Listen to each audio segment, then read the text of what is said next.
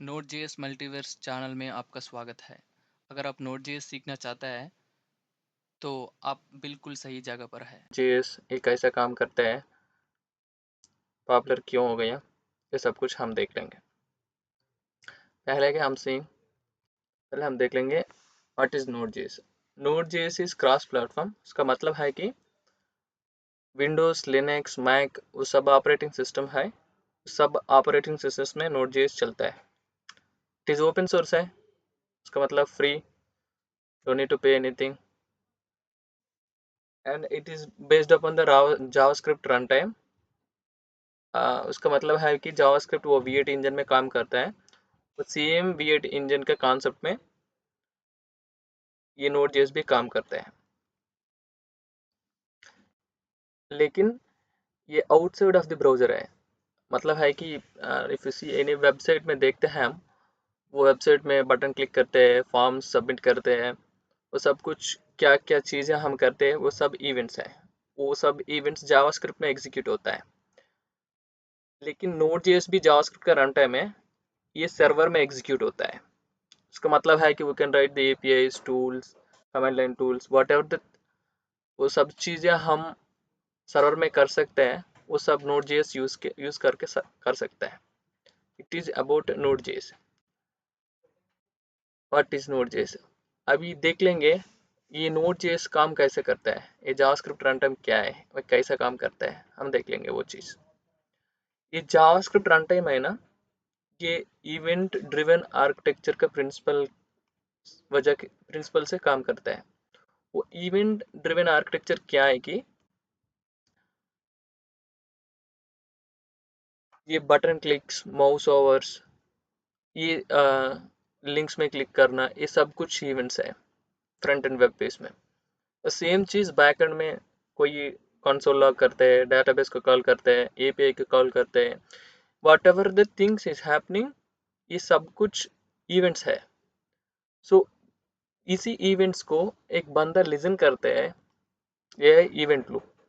ये लिसन करके okay analyse evaluate करके वो स्क्रिप्ट को कॉल स्टैक में डाल के एग्जीक्यूट करते हैं। लेट्स सपोज सी, मैं बात कर रहा हूँ, आप कानों से सुन रहा है, माइंड उसको एनालाइज कर रहा है, एग्जीक्यूट कर रहा है। सेम चीज़ है, सेम कॉन्सेप्ट है।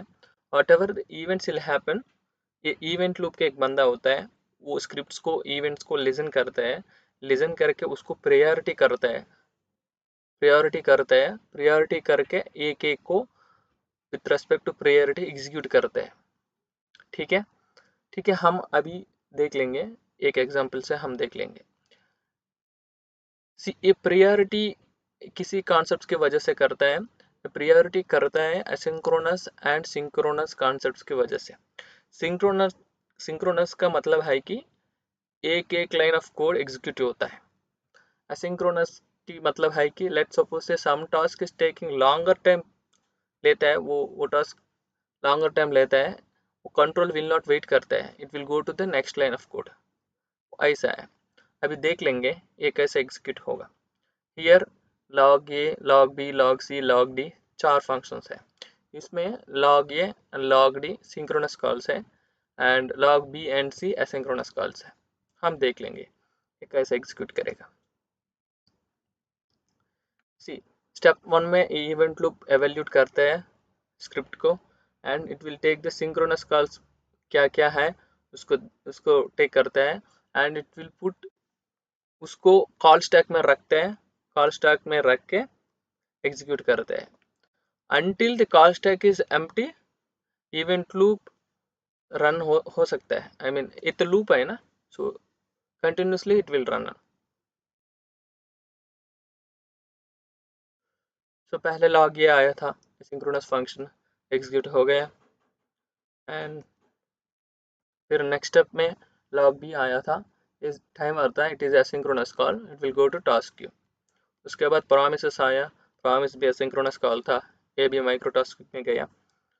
आई will tell you what is asynchronous call and ये टाइमर्स क्या है, प्रोमिसेस क्या है, वो सब चीज़ हम आगे वीडियोस में डिस्कस करेंगे।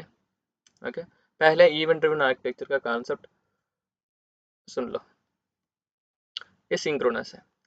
ये ऐसा है कि see call stack synchronous calls which are there ना, ये सिंक्रोनस कॉल्स है, it is like VVIP, I mean very important है, इसको कोई रुक नहीं सकता, ये सीधे एग्जीक्यूट होता है। उसके बाद प्रायोरिटी माइक्रोटास्क क्यू को देता है।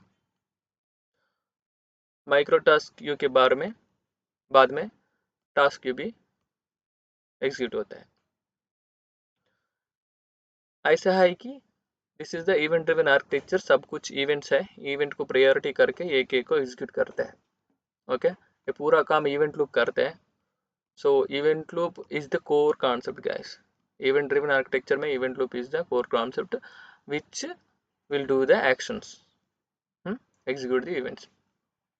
ठीक है, अभी हम व्हाट इज नोड जेएस देख लिया, हाउ नोड जेएस वर्क देख लिया।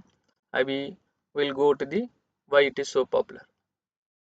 सो it is fast, okay, because of event driven architecture, इसलिए ये फास्ट चलता है। वो स्केलेबल है ना, स्केलेबल का मतलब है नवडेज माइक्रो सर्विस करके एक आर्किटेक्चर आया है। इसमें क्या कर रहा है, एक एक चीज को स्मॉल स्मॉल पीसेस करके, ओके, कौन सा smallest code is most required उस पीस को स्केलेबल कर रहे हैं।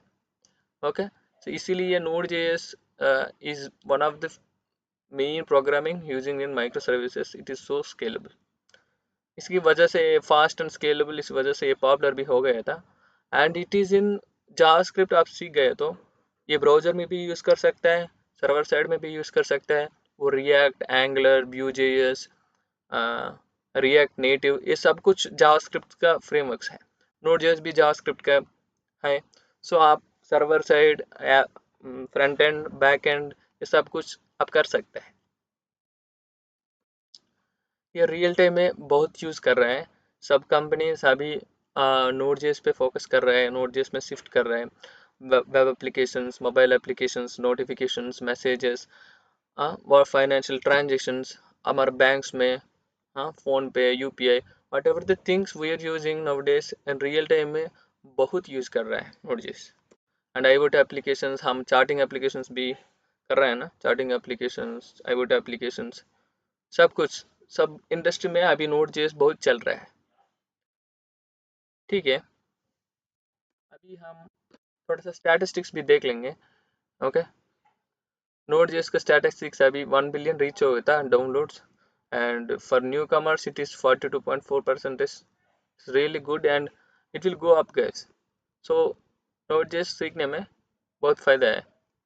ठीक है, this is for this video, अगले वीडियो में फिर मिलेंगे हम। Thank you.